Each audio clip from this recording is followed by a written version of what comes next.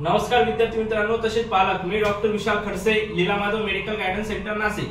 विद्यार्थी मित्रांनो, तुम्ही जर आपल्या YouTube चॅनलवर जर हा फर्स्ट टाइम व्हिडिओ बघत असाल तर चॅनलला सबस्क्राइब करून ठेवा, जेणेकरून जी काही महत्त्वपूर्ण अपडेट असेल ही तुमच्यापर्यंत पोहोचेल। आणि ज्याही विद्यार्थ्यांना आमच्या फ्री व्हॉट्सअप ग्रुपमध्ये जर जॉईन व्हायचं असेल तर डिस्क्रिप्शन मध्ये लिंक दिलेली आहे, तिथे जाऊन सुद्धा तुम्ही आमच्या फ्री व्हॉट्सअप ग्रुपला जॉईन होऊ शकता।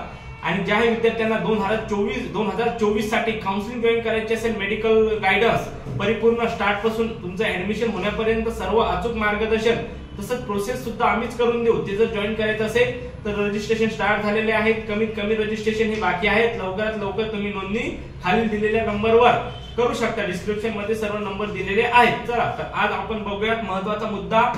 ज्याही विद्यार्थ्यांना बीएससी नर्सिंग करायचं आहे, जे की 2023 पासून लागू झालेली एक बीएससी नर्सिंग साठी एक सीईटी लेवलला एक्झाम होते, त्या सीईटी जी काय 2 ते 3 टप्प्यात ऑलरेडी डेट वाढलेली आहे। काल परत 16 पासून 30 पर्यंत परत डेट ही इन्क्रीज झालेली आहे। ज्या विद्यार्थ्यांनी आतापर्यंत ऍप्लिकेशन फॉर्म भरलेला नाही आणि ज्या विद्यार्थ्यांना बीएससी नर्सिंग करायचंच आहे, बऱ्याच विद्यार्थ्यांना माहिती सुद्धा नाही की हा ऍप्लिकेशन फॉर्म भरावा लागतो बीएससी नर्सिंग साठी, त्या विद्यार्थ्यांना परत एएनएम असेल, जेएनएम असेल, बीएससी नर्सिंग असेल, या सर्व विद्यार्थ्यांना ही एक्झाम देणं फार गरजेचं आहे।